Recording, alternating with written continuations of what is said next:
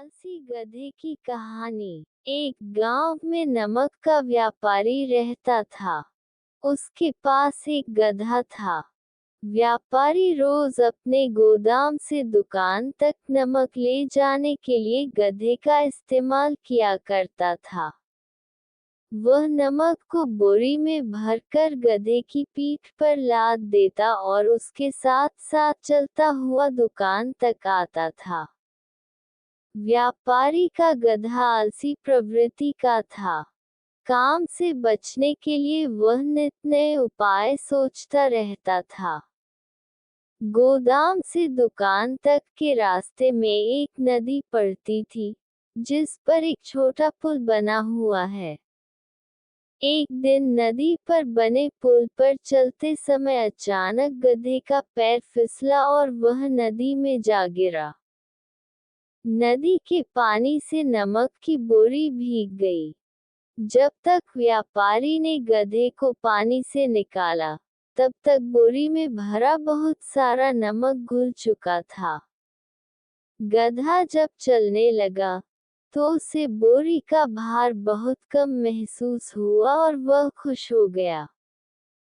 उसने सोचा कि अपने ऊपर लदा बोझ हल्का करने का ये बहुत बढ़िया तरीका है। अगले दिन वह जानबूझकर नदी में गिर पड़ा। नमक पानी में घुल जाने से बोरी का वजन फिर कम हो गया। उसके बाद से वह हर रोज ऐसा ही करने लगा। रोज रोज गधे की ये हरकत देखकर व्यापारी उसकी चालाकी समझ गया। उसने गधे को सबक सिखाने का फैसला कर लिया और अगले दिन बोरी में नमक के स्थान पर रुई भरकर गधे की पीठ पर लाद दिया। रुई हल्की थी। इसके बाद भी आलसी गधे ने सोचा कि क्यों न रोज की तरह नदी के पानी में गिरकर इस वजन को और कम कर लिया जाए।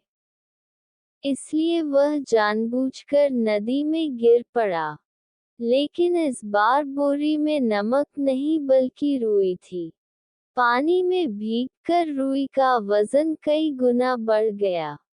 गधा जब उठकर चलने को हुआ, तो इतने भारी बोझ से उसका बुरा हाल हो गया।